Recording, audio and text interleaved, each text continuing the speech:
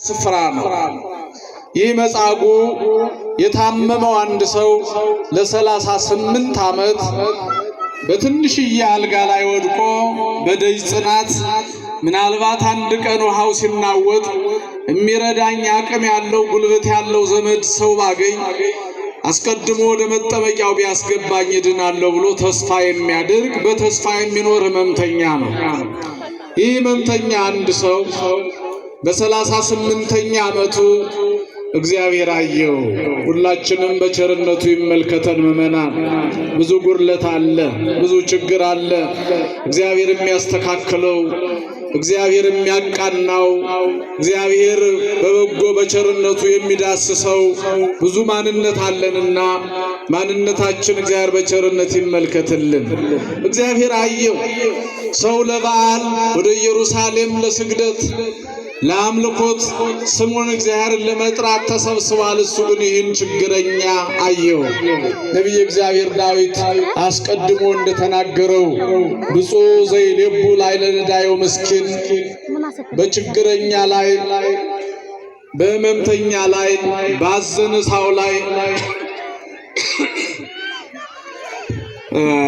በጎ ነገር የሚያደርግ ብፁዕ ነው ተብሎ እንደተገለጸው እግዚአብሔር ፍጹም ሰው የሆነ መምህራችን አባታችን አምላካችን እግዚአብሔር እኛን በሰውነቱ ሊያስተምረን ምሳሌ ሊሆነን ሰው ወደሌለው ረዳት ወዳጣው ለብዙ ዘመን በደዌ ተይዞ የቆየውን ተስፋው ተሟጦ ከዚህ በኋላስ የምድን አይመስለኝም ብሎ ነገር ግን እግዚአብሔር እንደፈቀደ ያድርገኝ ብሎ የወደቀውን ሰው በፊቱ ቆመ። ክብር ምስጋና ለአምላካችን ለእግዚአብሔር ይሁን። ስለዚህ በፊቱ ቆመና ጥያቄ አቀረበለት። ይህንን የታመመ አንድ ሰው እግዚአብሔር ጎበኘው። በፊቱ ቆሞ ልትድን ትወዳለህ ብሎ ጠየቀው። አሁን ለሕመምተኛ እንዲህ አይነት ጥያቄ ለምን ቀረበ ተብሎ ሊታሰብ ይችላል። እግዚአብሔር ሳያስፈቅድ፣ እግዚአብሔር ሳያስወድድ፣ ፍላጎታችን ሳይጠይቅ የሚሰራው ነገር ምንም የለም።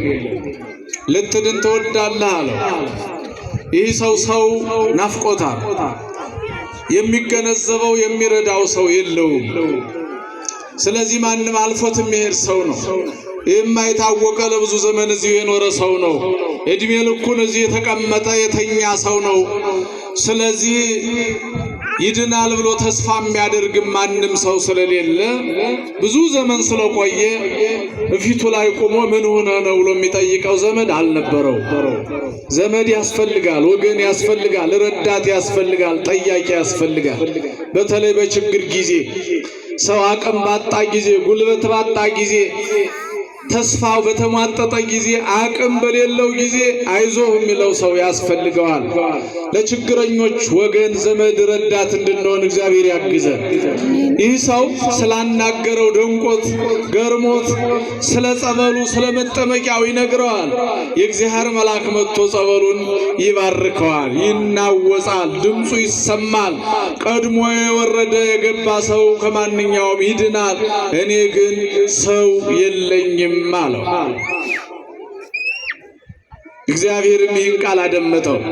ግን ከጎኑ የሆነው ሰውን ሰው ሆኖ እንዲፈጠር ያደረገ በኋላም ራሱ ፍጹም ሰው ሆኖ ሊያድንን የመጣው ሰው የሆነው እግዚአብሔር አብ የባሕርይ ልጅ አካላዊ ቃል ኢየሱስ ክርስቶስ ነበረ። አልተረዳም። ሰው የለኝም አለ። ብዙ የደከመ ተስፋ የሌለው ሰው ያጣ ሰው ብዙ ይናገራልና ለሱ መልስ ሊሰጠው አልፈለገም። አልጋህን ተሸክመህ ሂድ ብሎ አሰናበተው። ክብር ምስጋና ለአምላካችን ለእግዚአብሔር ይሁን። ከዚያ በኋላ ለ38 ዘመናት ተጨማዶ የነበረ ሰውነቱ፣ ደርቆ የነበረ ጅማቱ፣ መንቀሳቀስ አቅቶት የነበረው ማንነቱ እግዚአብሔር ሰውን ከኢምንት እግዚአብሔር ውሃውን አርግቶ ሰው ያደረገ እግዚአብሔር ተነስ ሲለው በስልጣን ስለሆነ በአምላክነት ስለሆነ በኃይል ስለሆነ በሙሉ ጤንነት የ30 ዓመት ጎረምሳ ሆኖ ብድግ አለና አልጋውን ተሸክሞ ፊቱን ሳያዞር ዝም ብሎ እግሩ ወዳመጣበት ሄደ። እግሩ ተንቀሳቀሰ፣ ሰውነቱ ጤነኛ ሆነ፣ ማንነቱ ተለወጠ። እግዚአብሔር ከኛ ጋር ይሁን ምእመናን። አሜን። ደስ አለው። ከዚህ አልጋውን ተሸክሞ ሄደ። ትልቁ ነገር ምእመናን እግዚአብሔር በሕመምም በጤናም በማጣትም በማግኘትም በሐዘንም በደስታም አስተማሪ ነው። ነገር ግን የሚማር ሰው ማስተዋል ያለው ሰው ያስፈልጋል። ይህ ሰው ለ38 ዘመናት እዚሁ መውደቁ ሲያሳዝን እግዚአብሔር በፊቱ ቆሞ ሲያናግረው ግን እድለኛ ነው። ማንም ሰው ቢጠየቅ እድሜ ሙሉ እግዚአብሔር የሚመጣ ከሆነ ተኝቼ ልጠብቀው ሊል ይችል ነበር። እድል ነው የገጠመው። እግዚአብሔር ነው በፊቱ የቆመው፣ አምላክ ነው በፊቱ የቆመው። ስለዚህ አልጋውን ተሸክሞ ሄደ። ክርስቶስም ሰው የሌለውን ረዳት ሆነው አጋዥ ሆነው ለካ የወደቀውን አዳምን ሊያድን እንደመጣ በምሳሌነት ለሕዝቡ አስተማረ። በኢየሩሳሌም ለመስገድ የወጣው ሕዝብ ሁሉ የዚህን ሰው ታሪክ ያውቃል፣ ያደረገውንም ሰማ። በኢየሩሳሌም ሕግ ጠባቂዎች የሚባሉ ፈሪሳውያን ሰዱቃውያንም ይህንን ሰው ፍለጋ በከተማው ተሯሯጡ። እውነት 38 ዘመን አልጋ ላይ ተጣብቀ በመጠመቂያ ቦታ የነበርከው አንተ ነህ? እንዴት ልትድን ቻልክ? እንዴት አልጋህን ልትሸከም ቻልክ? ቀኑ የኦሪት ሰንበት ቀዳሚት ሰንበት ነው። በዚህ ቀን አልጋ መሸከምም አልተፈቀደልህም።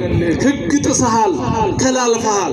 ይህንስ አድርግ ያለ ማን ነው ብለው በምቀኝነት በእልህ በንዴት ሕግ ተጣሰ ተሻረ ብለው በቋሚነት ለክርክር ወደዚህ ሰው ተመሙ።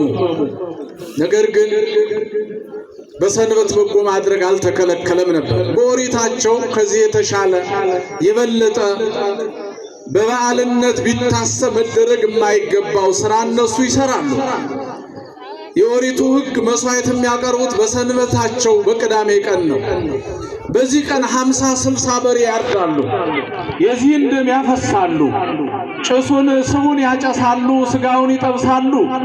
ለእግዚአብሔር የሚቃጠል መስዋዕት የኃጢአት ማስተስሪያ መስዋዕት ብለው ያቀርባሉ። አጥንቱን ሲሰባብሩ፣ ስጋውን ሲቆራርጡ፣ ደሙን ሲያፈሱ፣ በሬውን ሲይዙ በዓል መሻር አይሆንም እንዴ? የእግዚአብሔር ስራ ስለሆነ ግን ሕግ ነው ብለው ይህንን እየሰሩ ይህ ረዳት አጋዥ የሌለው ድሃ ግን አልጋውን ተሸክሞ በመሄዱ በመዳኑ ደስታ ሳይሆን ሐዘን የተሰማቸው የሚመስሉ ፈሪሳውያን ለምን ሰንበትን ሻርክ ብለው ወጥረው ያዙት።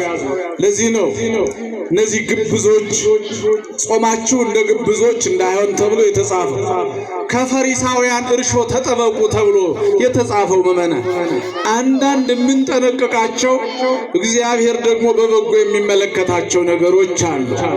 ብዙ ያልተጻፉ ሕግ አድርገን የምንኖራቸው በዛሬ ቀን እኔ የማውቀው እናቶች በዚህ ቅዳሜ ቀን እሑድ ቀን ውሃ ቀርተው አይጠጡም እናቶቻችን። ግን አንድ ሰው ውሃ አጥቶ ጠማኝ ይሻል ነበር። ሕግ ነው፣ የኦሪቱ ሕግ ስለነበረ በቀዳሚት ዕለት ውሃ አይቀዱም፣ እንጨት አያነሱም፣ የተከደነ አይከፍቱም፣ የተከፈተም አይከድኑም። ከተቀመጡ አይነሱም፣ ከተነሱ አይቀመጡም። ልብሳቸውን ካለበሱ እንዲሁ ቀሚስ ብቻ ጋቢ ደርበው ይውላሉ። ሽርጣቸውን ብቻ ለብሰው ይውላሉ። በዓል ነው ብለው ያከብራሉ፣ ያከራሉ። እግዚአብሔር ደግሞ በዚህ ሥራ እንዲሰራበት ስለፈለገ ኦሪታችሁ በአግባቡ ልታከብሩት የሚገባውን ክብር እግዚአብሔርን ትታችሁ ለራሳችሁ ሕግ ሰርታችኋል በሚል በዚህ ቀን ይህንን አልጋ ተሸከም አለው። ሕመምተኛው ተሸክሞ ሄደ።